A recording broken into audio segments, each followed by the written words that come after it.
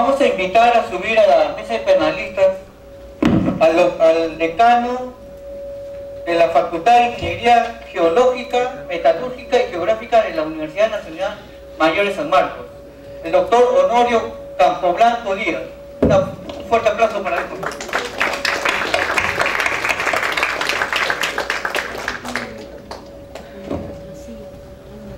También invitamos a subir a la mesa de panelistas al ingeniero Walter Zúñiga, representante de la Facultad de Ingeniería Geográfica de la Universidad Nacional Federico Villarreal.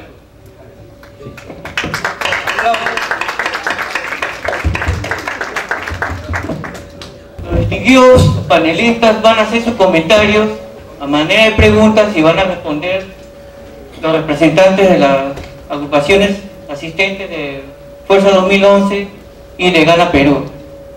Le damos la palabra al representante de la Universidad Nacional Federico Villarreal, Walter Zambrano. Entonces, como experiencia profesional, tengo algunos trabajos de recuperación de archivos ambientales. Una de ellas lo hice en Andújar para Plus Petro, cuando trataron de recuperar de lo que había dejado los pasivos ambientales del OXI. Entonces me tocó corresponder a hacer la evaluación del impacto. Todo iba bien, conforme a lo planeado, pero sin embargo, al final me tropecé con una disyuntiva, si mi trabajo estaba bien hecho o no. Porque resultaba que una vez recuperado aparentemente el entorno verde, entonces no había ninguna entidad que hiciera el monitoreo de esa recuperación. En otras palabras, los compromisos que asumimos algunos profesionales y algunas entidades también que trabajan para ellos, entonces no ejercen lo que deberíamos hacerlo en cuanto al seguimiento, monitoreo para posteriormente en la recuperación. Y eso pareciera que es broma, porque efectivamente en todos los contratos no se vislumbra un horizonte de monitoreo.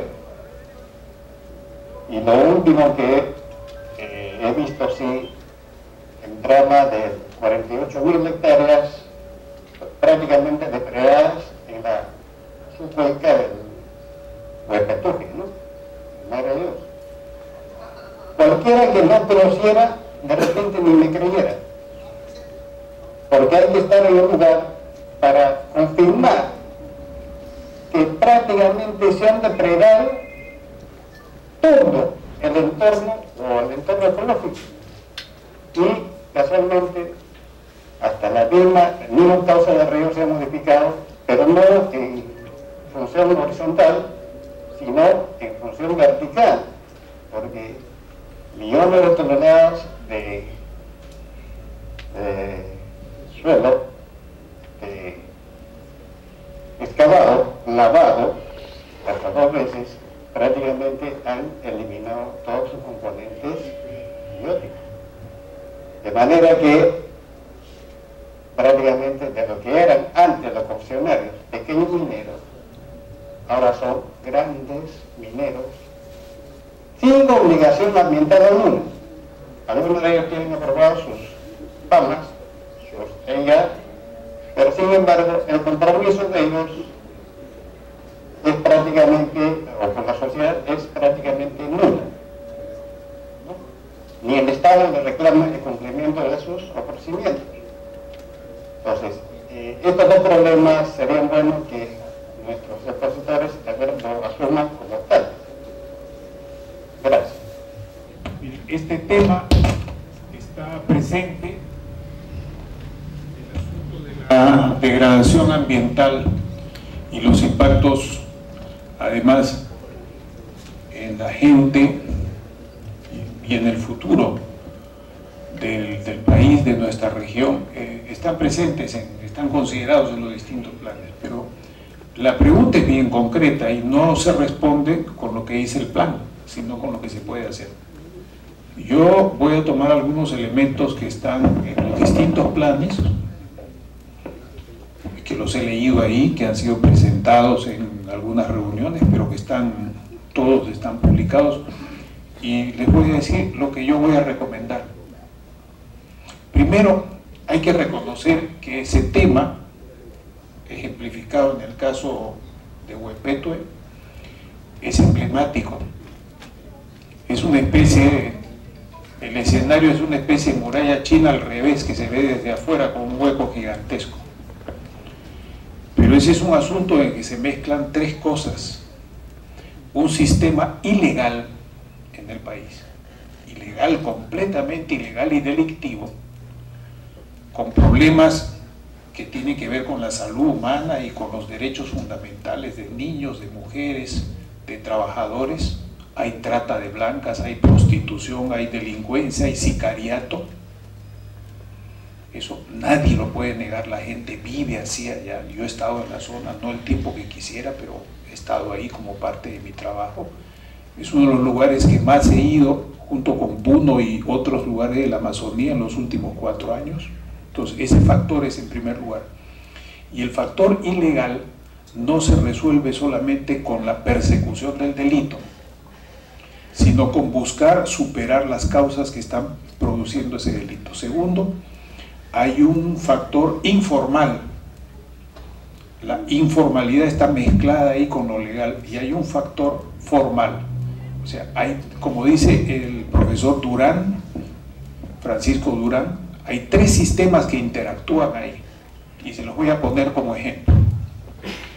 El oro que se extrae se contrabandea, sobre el cual no deja ni una gota importante prácticamente, ni para la región de Madre de Dios, ni para el Perú, ni para nadie.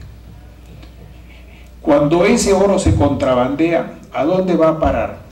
¿Va a parar a manos de mafias ilegales o va a parar a manos de empresas formales? Va a parar a manos de empresas formales, y los que trabajan, los consultores en el tema lo saben. Pregunta: ¿qué hemos hecho en relación a las empresas destinatarias del producto? Nada.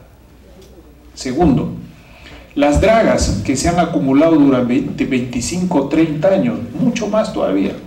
Yo recuerdo la primera vez que tomé nota de ese tema fue en el periodo del señor Barazorda, en 1972. Eso parece un cuento de Blancanieves y los 7 enanos en comparación a lo que ocurre hoy día ya. Y ya en ese entonces había problemas de servidumbre, esclavismo, abuso de autoridad y demás en los lavaderos que eran informales, que no eran estrictamente ilegales, sino alegales, extralegales en 1972, el periodo de los lavaderos. Pero luego las dragas han llegado. Las dragas han llegado de Marte, han llegado del cielo. La Marina no ha estado ahí, la aviación no ha estado ahí, el ejército no ha estado ahí, la policía no ha estado ahí, las autoridades no han estado ahí, nadie entraron del cielo. ¿Qué marcas son las dragas? ¿Qué marcas son los aparatos? Son Komatsu, Caterpillar, Volvo. ¿De dónde vienen? ¿De contrabando o los producen las empresas formales? Concretamente Ferreiros, por ejemplo, y otras empresas. ¿Hemos hecho algo con esas empresas? No digo perseguirlas, hemos conversado con ellos. Tenemos un trabajo de inteligencia técnico-económica en relación con los insumos y con las máquinas, herramientas que se emplean para toda esa actividad. No. Entonces el primer elemento fundamental que tenemos es que tenemos que sincerar nuestro diagnóstico sobre esa situación grave, si no, no lo resuelve nadie. El modelo que se emplea, ¿no?, que es definir una norma y tratar de adecuar la realidad a la norma, no funciona.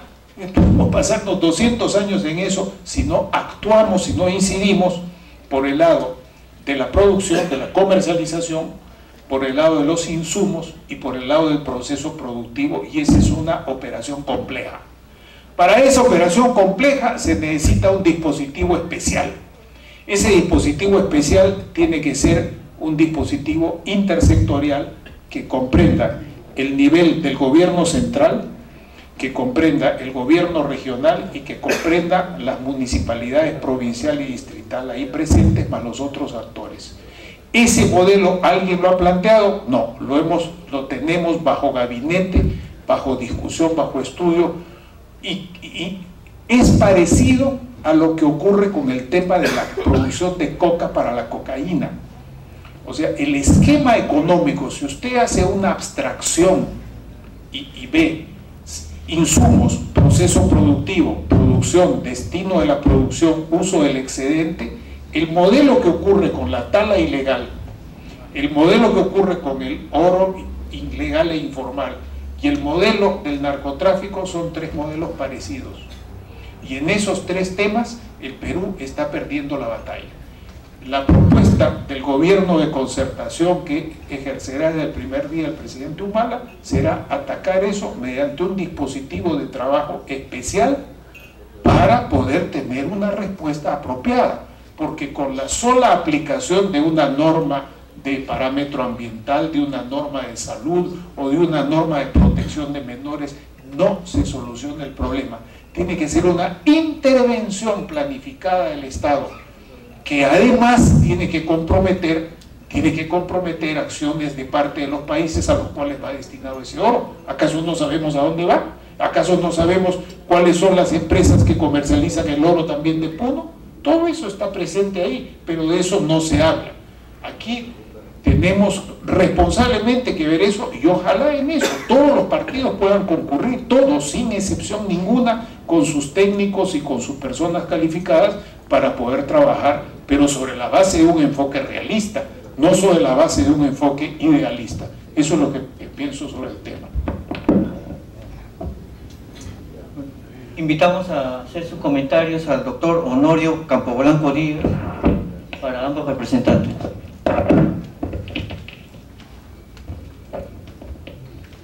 Distinguida concurrencia, distinguidos expositores, señores directivos del Colegio de Ingenieros,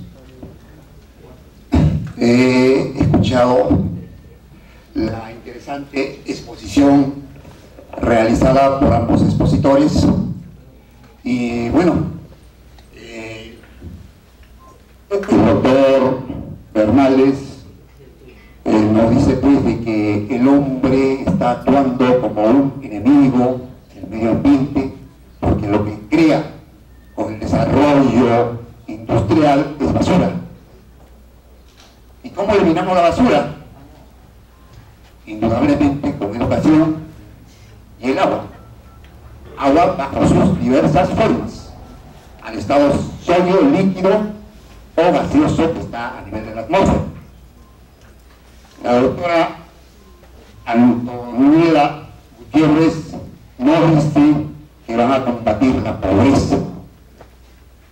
Pues no vamos a combatir la pobreza sin agua. La pobreza va a aumentar con la escasez del agua. Nos habla de un desarrollo sustentable. No puede haber desarrollo sustentable sin agua.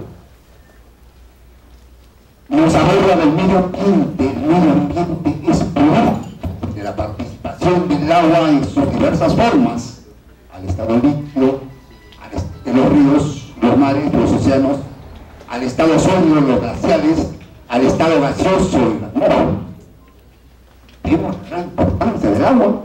Y gracias a la presencia del agua podemos hablar de un clima estable, inestable o los cambios climáticos.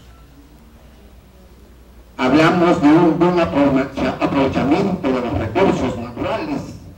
¿Cómo podemos aprovechar esos recursos naturales sin la presencia del agua? Nos ha hablado también de que de palabras no vive el hombre, pero sí del agua vivimos todos. Hacemos por el agua. Nos aborda también de que la humanidad, los peruanos, nos debemos adecuar al cambio climático. Yo creo que es necesaria la educación, pero más importante de ello es la eliminación del cambio climático. Y como nosotros, y como ustedes verán, este problema de cambio climático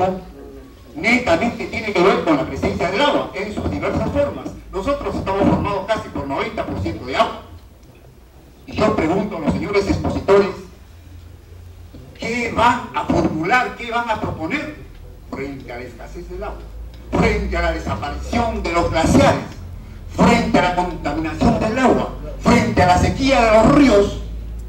¿Qué van a hacer para conservar el agua? Porque sin agua no hay vida, no hay Amazonía, no hay cuencas, no hay biodiversidad, que tanto nos han hablado los expositores.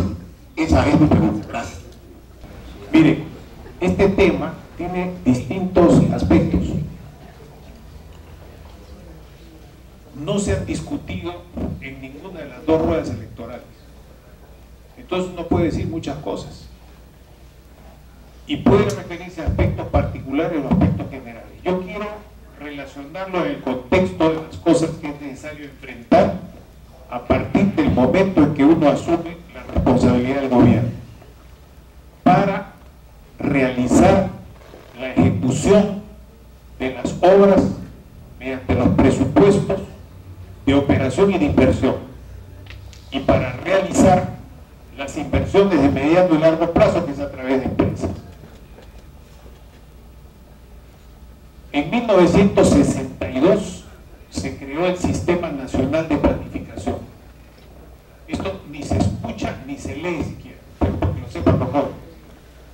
Las primeras oficinas de planificación que funcionaron en el Perú fueron las oficinas regionales de planificación. La primera en establecerse fue Ordesur, que estuvo a cargo del ingeniero joven en aquel entonces, Óscar Espinosa Bedoya, hoy gerente de Ferreiros, que mencioné antes como una de las empresas importantes que proveen bienes y servicios de apoyo general en el modelo económico general de funcionamiento de la economía. En 1992, después del autogolpe de Fujimori, se destruyeron dos sistemas fundamentales de la República. Se destruyó el sistema de planificación y se destruyó el sistema de control y contraloría. La Contraloría, que había sido reformulada sobre la base de un amplio trabajo en 1972, en una ley cuyo número no recuerdo, fue abolida y sustituida por otra Contraloría light, así como otros mecanismos light que han seguido existiendo y existen hasta hoy, y que deben ser progresivamente cambiados, para lo cual en la intervención del poder legislativo es una condición sin la cual no se puede hacer nada, y eso será motivo de discusión en el poder legislativo, uno de restitución legal y otro, en su caso, cuando se presente, de modificación constitucional.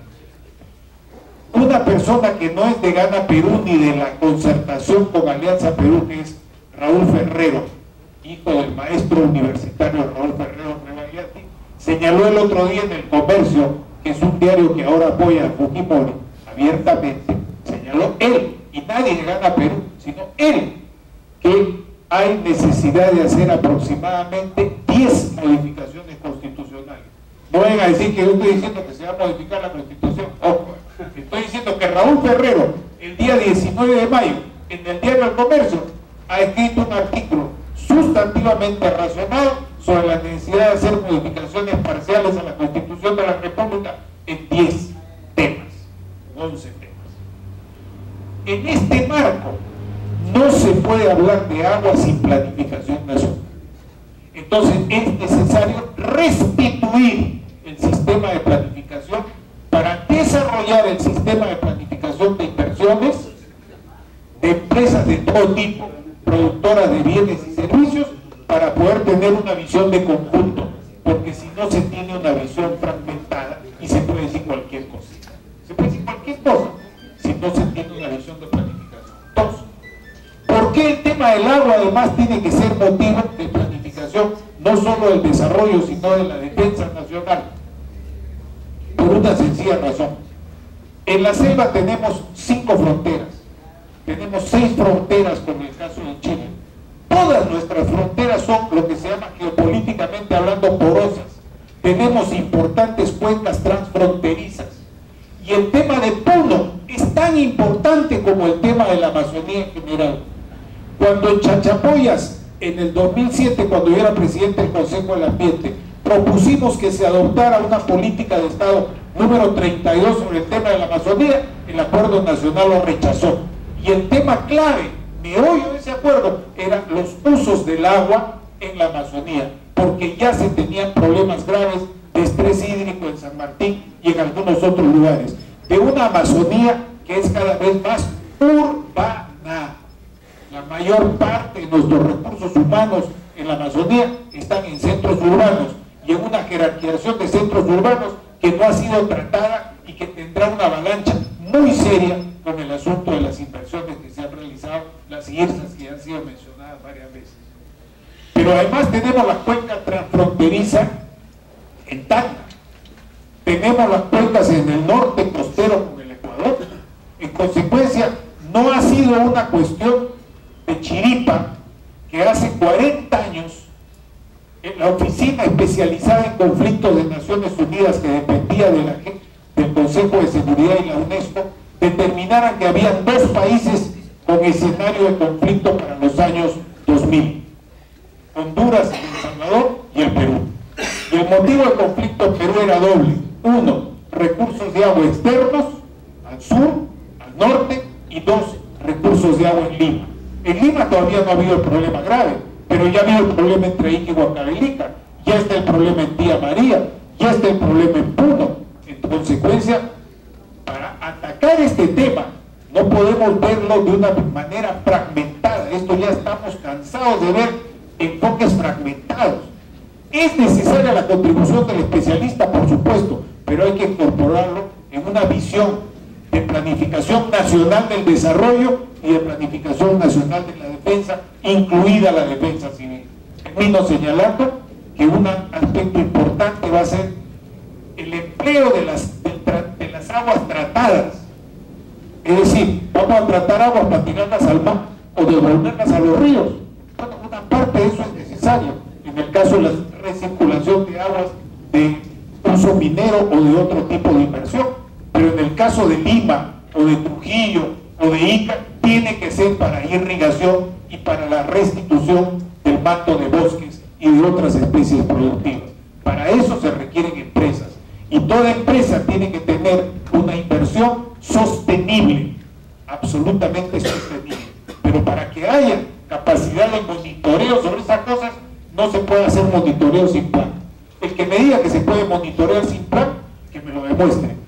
Y como no existe sistema de planificación y tampoco existe un sistema eficiente de control y contraloría, que tiene enormes vacíos desde el Fujimorato, tenemos que hacer esas correcciones.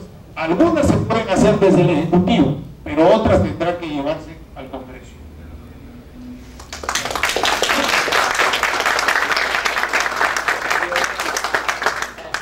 En la mesa parece que quieren hacer alguna acotación que ya sea breve y corta. Gracias. Solamente una frase para los expositores. Desde el punto de vista de la universidad peruana, quisiéramos que ambos vieran a la universidad o al sistema universitario como el elemento de apoyo o de repente de conducción de algunas políticas ambientales. Nosotros en la Universidad Villarreal estamos bastante compenetrados con esta discusión, a tal punto de que nuestros especialistas prácticamente todos tienen experiencia en esa materia. Es todo. No sé si el doctor Honorio quiere hacer otro comentario.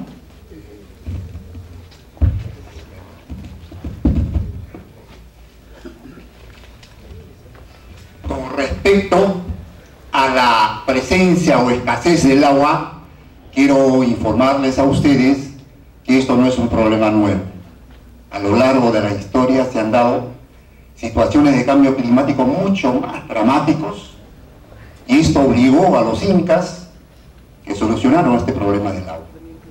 Hubo sequía, hubo escasez, y la ingeniería hidráulica incaica diseñó todo un sistema que permitió almacenar el agua en el subsuelo bajo toda una ingeniería desde los 4.000, 5.000 metros hasta los 2.000 metros de altura.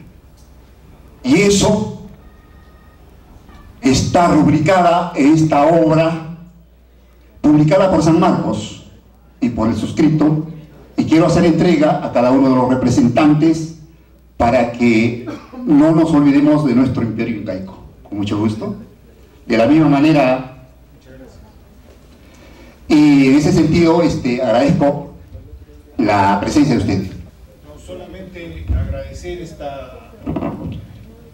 agradecer el señalamiento de este tema y decir que de alguna manera, en una visión interrelacionada de las cosas, debería haber un dispositivo que podría ser una sugerencia de este foro mismo, de esta reunión, para el nuevo equipo de gobierno.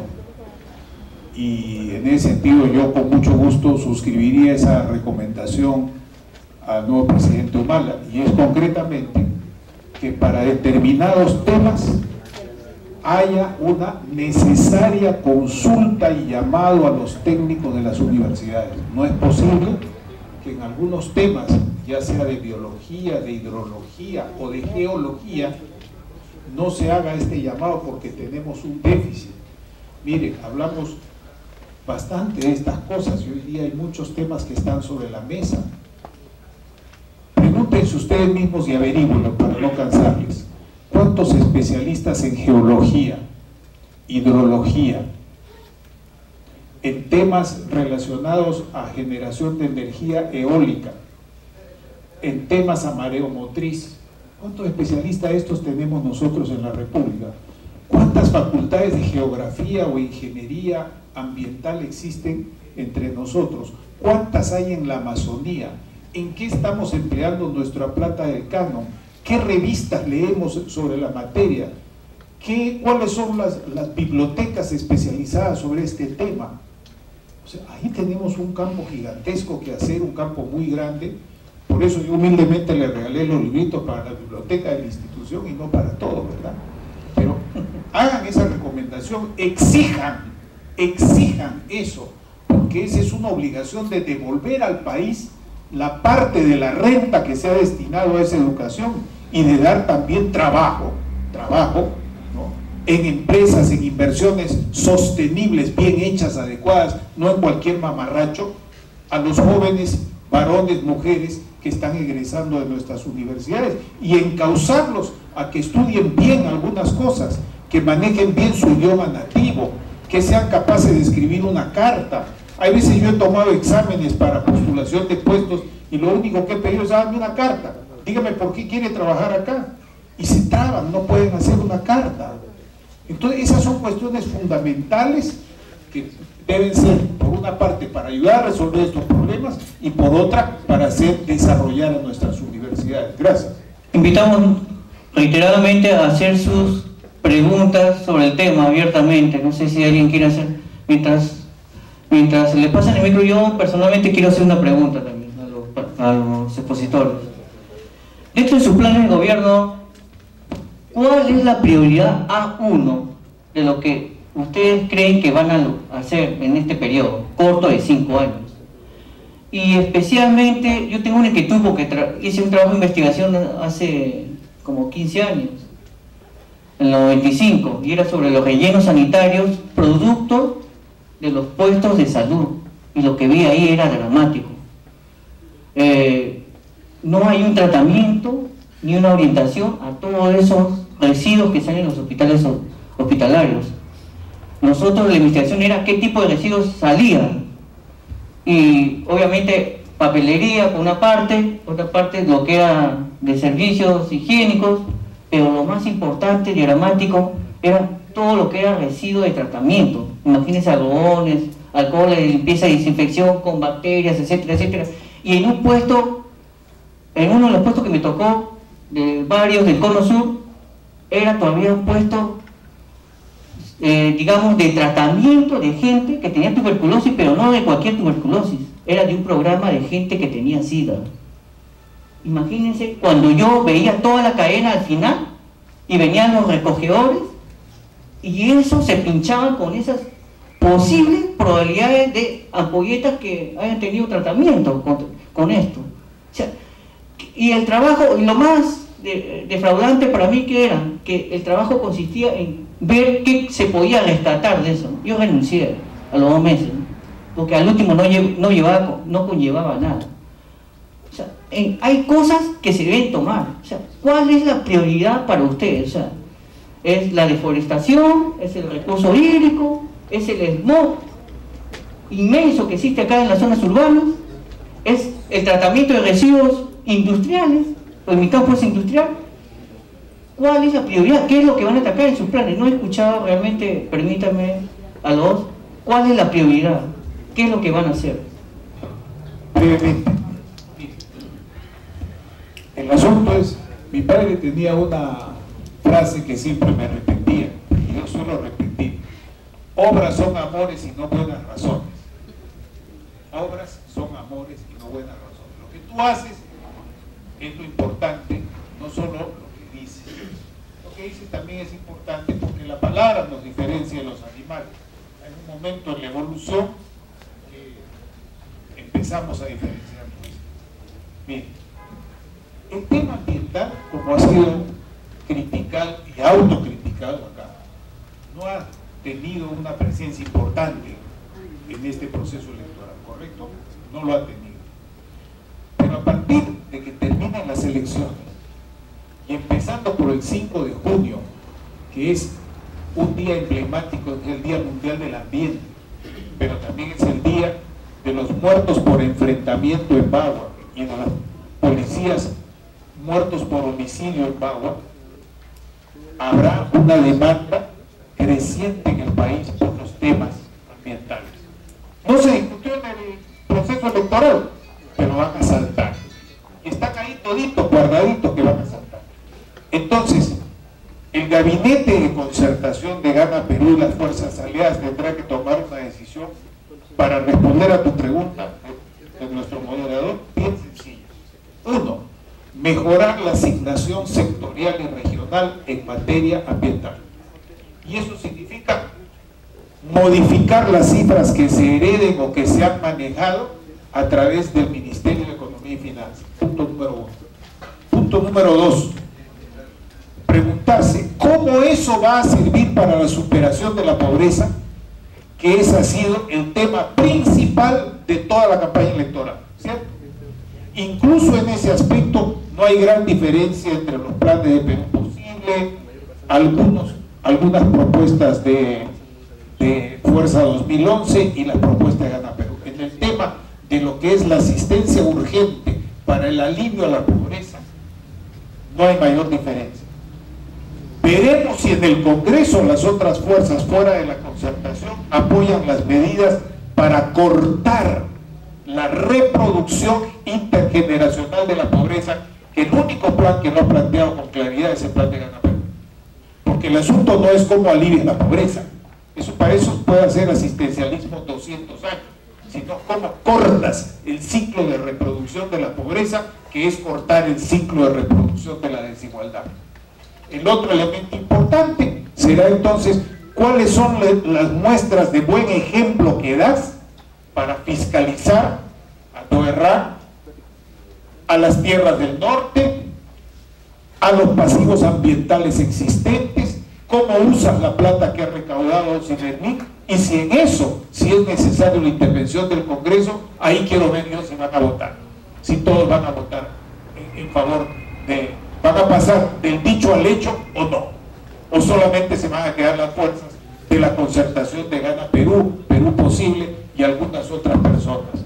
Tercero, tienen que ser los nuevos proyectos de inversión. ¿Se modifican o no se modifican los decretos de emergencia que han sido dados?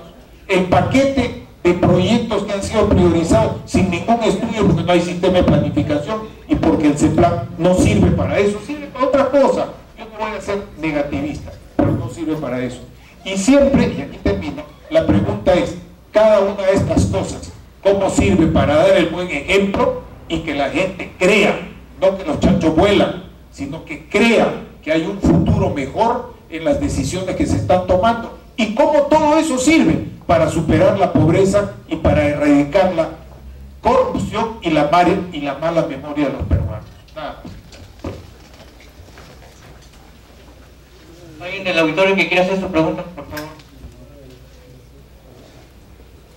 Breve y concreta, por favor. Y las respuestas también. Mi nombre es Ernesto Villar, El Colegio de Ingenieros, ante la falta de un plan de desarrollo de largo plazo del Perú, que es lo que hemos escuchado que está faltando, porque ya conocemos los motivos que ha habido, está elaborando un plan al año 2040 con 60 comisiones temáticas, ¿no? Estamos siguiendo una metodología de la prospectiva, y esto se lo vamos a dar al nuevo gobierno. Estamos trabajando en un plan piloto ya con Moquegua, el cual ellos están trabajando un plan, ya hay concertación de las nuevas autoridades regionales y municipales locales allá.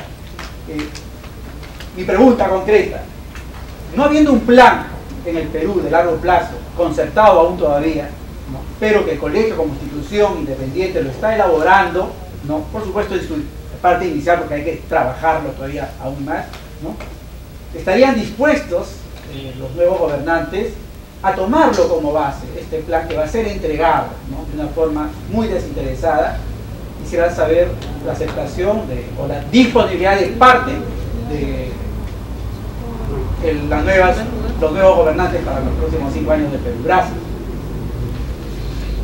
Por mi parte, lo hemos estado comentando antes de entrar a la reunión, mientras tomábamos un café, y bienvenida a esa propuesta.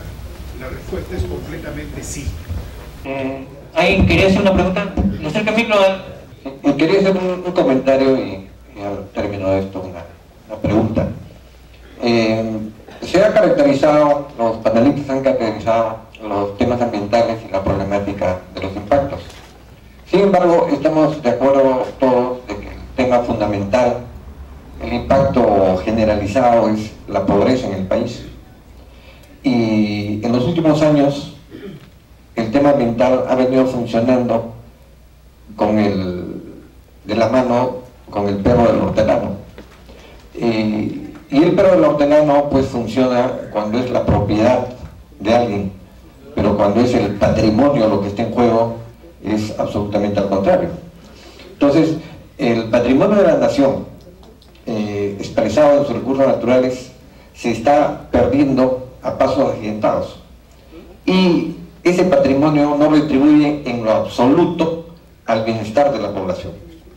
Y lo más claro en ese sentido es de que el mapa de la pobreza está estrictamente condicionado con todo lo que son, por ejemplo, los lugares donde se extraen minerales. Entonces, esa extracción de minerales y esa pérdida del patrimonio no está de acuerdo, digamos, con las políticas ambientales. Y hay algunos temas específicos y me quiero referir al acuerdo 169 de la OIT. Nosotros sabemos fehacientemente de que el suelo puede ser de la concesión, pero no el subsuelo. Entonces, ahí viene el tema.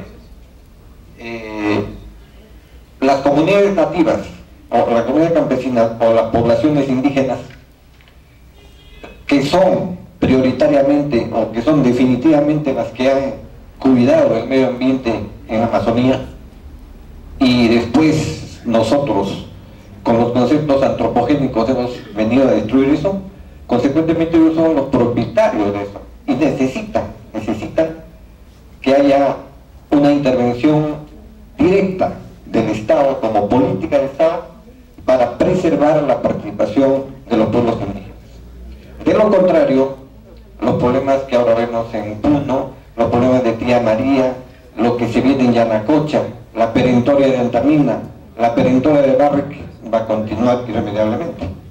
Entonces, se tiene que establecer un mecanismo que garantice la participación de las poblaciones indígenas. La representante de Fuerza 2011 ha tocado tangencialmente el tema, y yo quisiera hacerle la pregunta en ese sentido: ¿qué planteamiento concreto piensan establecer como política de Estado para que puedan solucionar?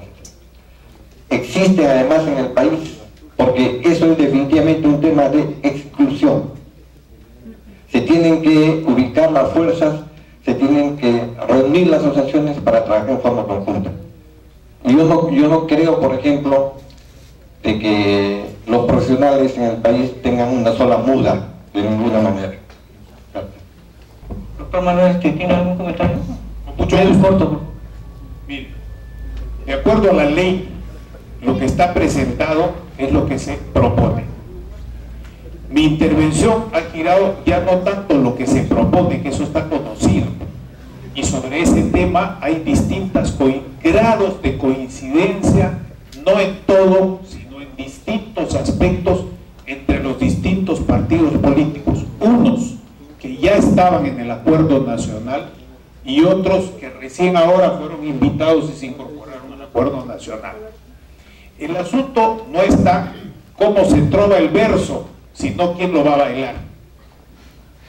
Y yo he centrado mi intervención en decir, frente a todas estas demandas, primero que no hubo un debate nacional sobre las propuestas de programas en las dos vueltas, excepto estas reuniones en las que estamos conversando, más que polemizando.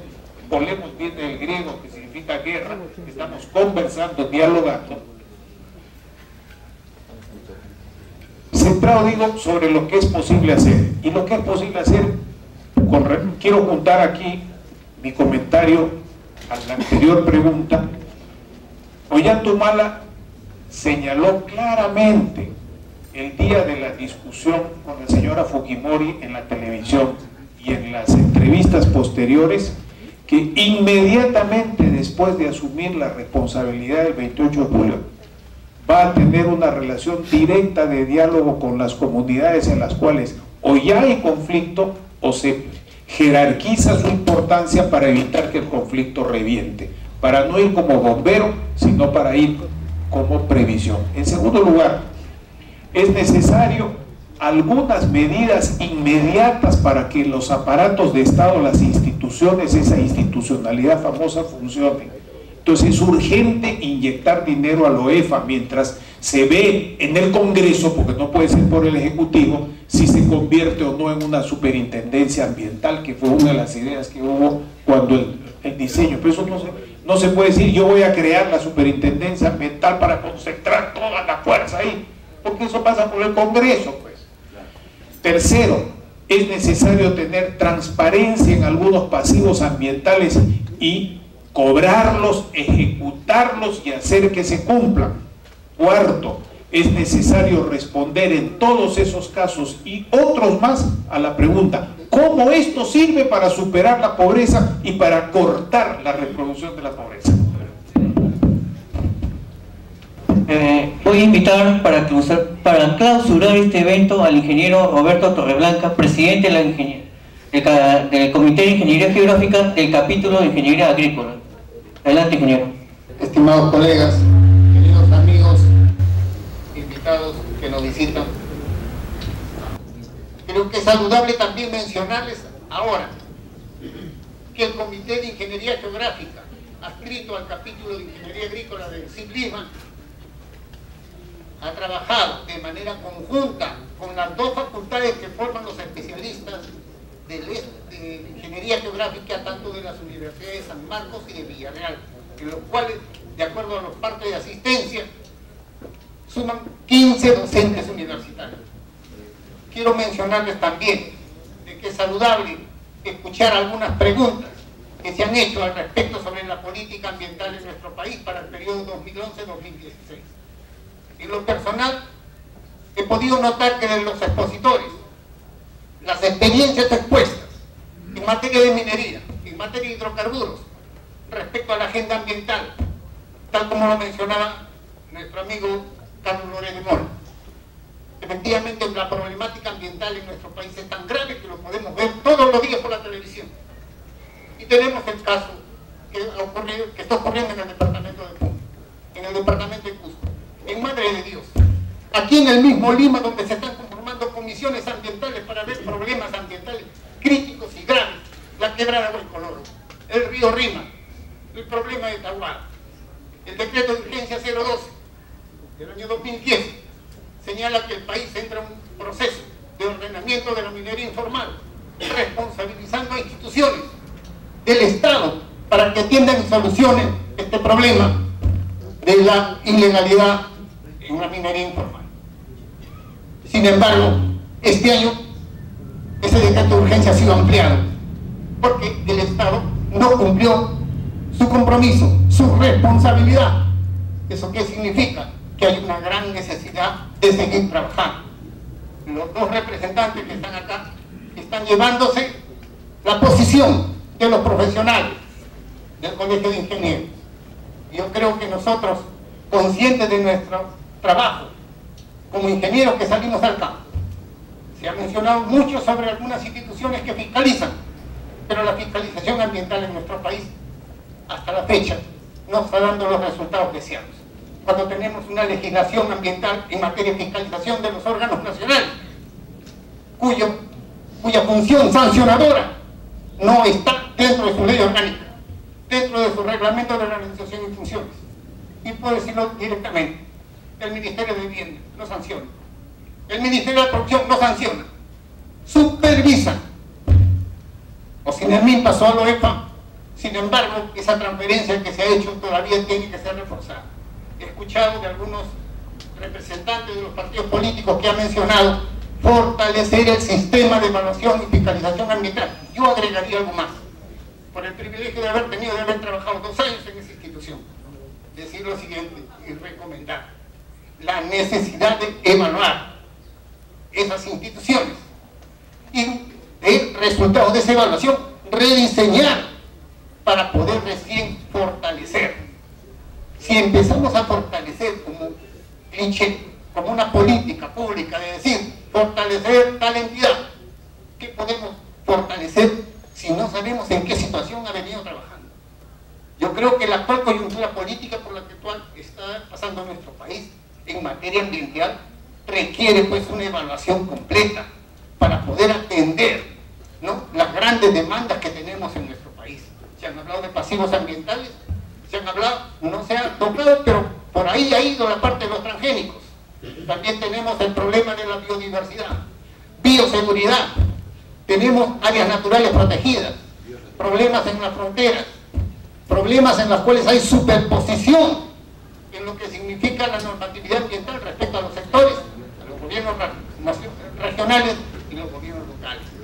Hemos escuchado, creo que es importante rescatar de esta reunión esa agenda ambiental, ese acuerdo a que se habría llegado para poder tratar este tema y que realmente el Estado, teniendo en cuenta que se nos avecina problemas ambientales críticos, tengamos que trabajar de una manera conjunta. Quiero agradecer también a las autoridades universitarias y a todos ustedes que han enriquecido con su presencia este evento. En tal sentido, declaro clausurado el Fórum Política de Gobierno y de Gestión para el periodo 2011-2015.